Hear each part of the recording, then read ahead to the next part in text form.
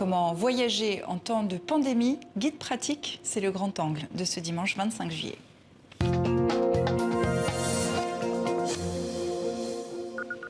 Des frontières moins ouvertes, des PCR et vaccins en pagaille avec leur lot de QR codes devenus des sésames. Voyager est devenu moins simple, mais c'est l'été dans l'hémisphère nord. L'heure des grandes vacances a sonné. Alors comment on fait? Benoît Lucchini, bonsoir. Bonsoir. Vous êtes rédacteur en chef étranger du Guide du Routard. Merci de venir à visage découvert puisque votre métier c'est de tester des destinations incognito. Donc là on voit votre visage, on est ravis. Je viens de le dire, les frontières internationales sont devenues plus difficiles à franchir depuis le début de la pandémie. On voyage donc moins. Est-ce que vous, en tant que voyageur et au Guide du Routard, vous avez été pris de court par cette pandémie? Pris de court, non, parce qu'on s'y attendait, on voyait les choses venir. Alors les pays se sont fermés les uns après les autres. Moi, j'étais en mars 2020 en Louisiane, dans le pays cajun. Il a fallu vite que je revienne le 17 mars parce que les choses fermaient. Mais on sentait déjà la tension à la Nouvelle-Orléans. On voyait bien que les choses, les gens commençaient à craindre.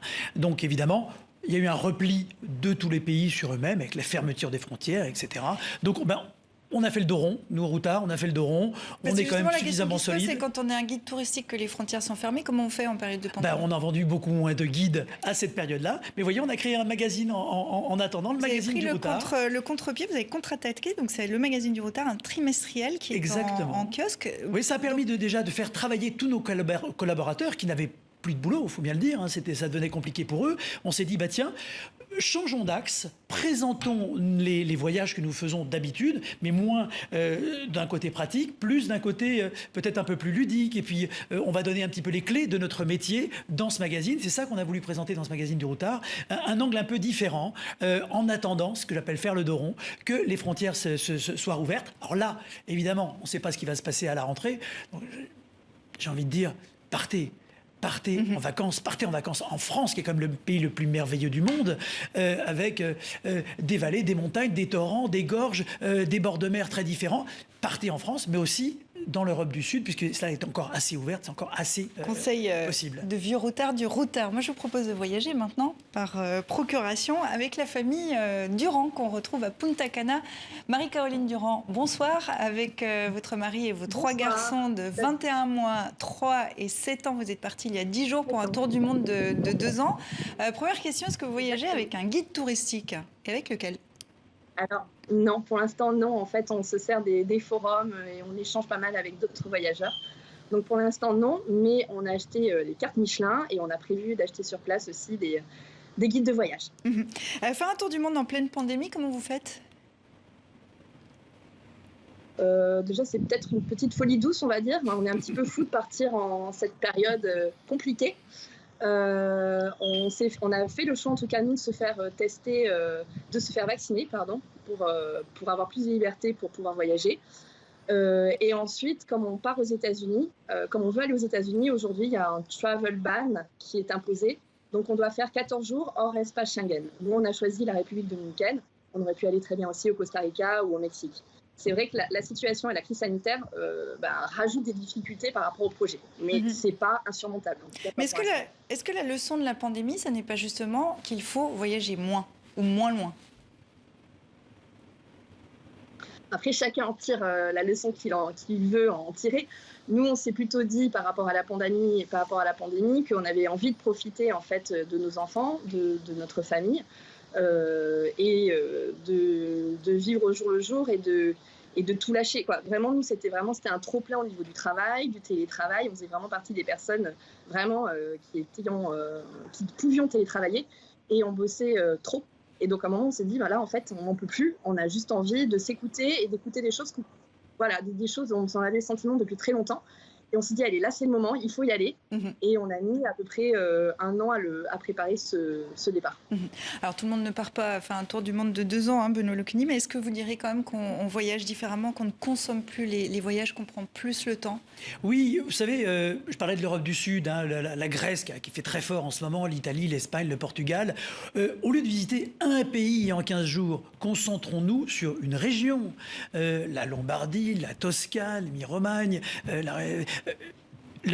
il faut se concentrer, je pense, aujourd'hui et développer les visites dans une même région plutôt qu'essayer de tout faire comme l'on dit un peu vulgairement, c'est pas beau faire un pays, etc. Mais prenons le temps de visiter, attardons-nous, et ce temps-là, vraiment, c'est du temps gagné, c'est pas du temps perdu. Donc on peut voyager différemment en prenant moins l'avion, moins la voiture, etc., en écourtant les distances, mais on peut très bien rallonger le temps des vacances. Plutôt que de partir pour une semaine ou 3 jours à tel ou tel endroit, prenons la semaine, prenons 8 jours, prenons 15 jours et concentrons-nous dans une même région. Et là, on découvre absolument des merveilles et on découvre beaucoup plus en profondeur ces régions-là. Et ça, c'est pas du temps perdu. Prenons 2 ans même quand on le peut. Je me tourne vers vous, Marie-Caroline Durand. Comment vous allez voyager? Est-ce que vous allez vous arrêter longtemps à certains endroits? Justement, je rejoins Benoît. En fait, c'est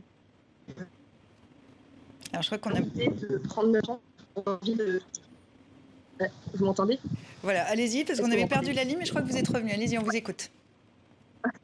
Je disais justement, c'était de prendre le temps. C'est pour ça qu'on va voyager à bord d'un vieux camping-car Rimmer qu'on a appelé Odyssée. Et justement, c'est d'être à l'écoute de nos envies, des rencontres qu'on va pouvoir faire.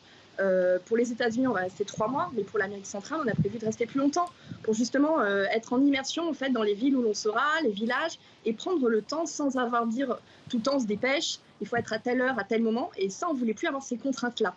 On voulait vraiment passer du temps de qualité sur les villes et pays où on allait. Et c'est pour ça qu'on a prévu 2 ans. Écoutez, on vous souhaite... C'est très courageux, très beau. Formidable, vraiment une belle aventure. Et c'est sûr qu'ils vont avoir plein d'imprévus avec ce Covid, etc. Il y a plein d'imprévus naturellement dans ce genre de voyage. Mais en plus, avec cette situation, ils vont s'adapter en permanence. Et c'est formidable. C'est une belle expérience. En tout cas, on vous souhaite un beau tour du monde. 2 belles années, Marie-Caroline Durand. Merci d'avoir été avec nous dans 64 minutes. Merci beaucoup. Alors, on l'entendait, ils ont décidé de pas... au niveau des guides de voyage, de s'arranger peut-être un peu différemment, etc. Pourquoi aujourd'hui partir avec un guide de voyage en papier qui pèse lourd au fond d'un sac à dos? D'abord, il pèse pas si lourd que ça.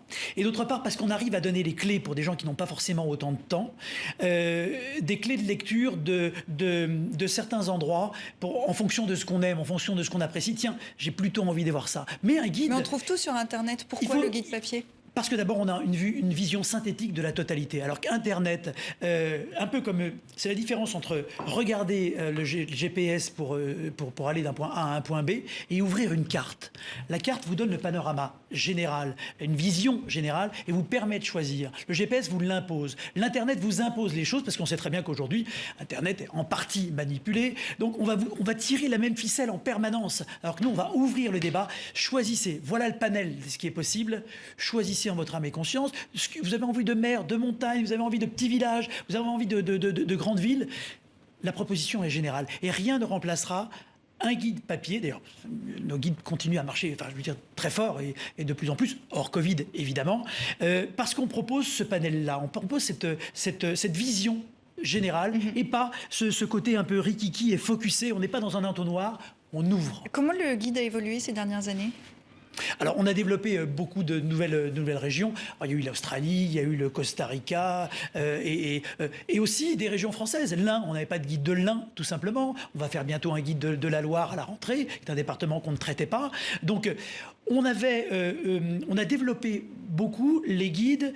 Par exemple, les États-Unis, avant, on n'avait qu'un guide. Aujourd'hui, on en a 7 ou 8 sur les États-Unis. Donc, on développe beaucoup. Ça répond à une demande du lectorat, de vos lecteurs. Tout à fait. Et aller plus en profondeur, c'est dans cette proposition que je faisais tout à l'heure, c'est-à-dire arrêtons-nous dans une région, dans une micro-région, et prenons plus de temps pour la découvrir en mettant sur pause de temps en temps. Donc ça, c'est vraiment notre proposition. N'essayons pas d'aller tous azimuts, mais prenons le temps de découvrir une région, un pays. Donc effectivement, on a largement développé nos propositions en termes de guide, en focusant. Mais tout le paradoxe du guide, c'est qu'il nous permet de voyager, d'avoir des astuces, de bons endroits, de bonnes idées de balade. Simplement, on y rencontre des gens qui ont le même guide que nous. Est-ce que ça n'est pas problématique ? Alors, c'est un faux problème. Il suffit d'avoir un décalage. Il faut garder en tête que 90% des endroits, 10% des endroits sont visités par 90% des gens. Ce qui fait que 90% des territoires sont visités par 10% des gens. Vous faites le calcul, ça laisse beaucoup de marge de découverte. Faisons simplement le pas de côté. En termes de géographie, mais en termes horaires aussi. Levons-nous plus tôt dans les pays où il fait chaud, faisons la sieste, et vous allez voir que vous allez vous retrouver tout seul dans des endroits dits très touristiques. C'est sûr, si vous déboulez à 11h du matin, c'est plein. À 7h ou 8h du matin, prenez le petit déjeuner dans les rues de Rome, comme les Romains, et vous allez voir que vous allez être tout seul. Donc se lever tôt, se coucher tard et se décaler. Et on se décale temporellement, et vous allez voir que il n'y a personne ici. 2 heures après, il y a beaucoup de monde. Les enquêteurs du Routard, pour pouvoir procurer toutes ces astuces, parcourent inlassablement la planète pour mettre à jour le guide. Bien sûr. Que les nouvelles éditions, c'est un guide qu'on met à jour. Je disais qu'une équipe part tous les 2 jours. C'est ça. C'est ça. Comment se déroule une enquête sur le terrain ? Alors déjà, c'est la cuisine interne qui on est partout toujours. incognito, ça c'est notre leitmotiv. On ne se présente pas, on paye toutes nos additions.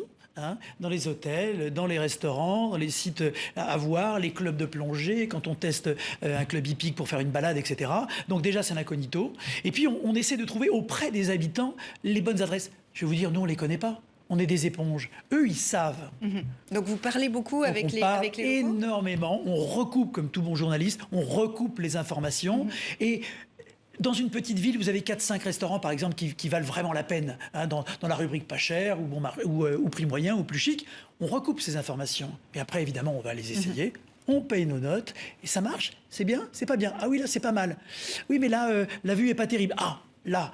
c'est vachement bien. Donc et là, vous comparez, la vue est géniale. vous testez. Évidemment, on teste beaucoup de choses. Et en recoupant toutes ces informations et en les testant, on découvre des perles. Mais c'est avec les gens sur place, évidemment. Dernière question, vous partez en vacances cet été ? Oui, bien sûr. J'ose vous demander où ? C'est quoi la bonne astuce ? Dans une des plus belles îles du monde, la Corse. Et ça sera donc l'astuce d'un vieux routard du Routard. Merci beaucoup d'avoir été avec nous, Benoît Lucchini, pour nous parler de ces bons conseils de vacances. Avec plaisir.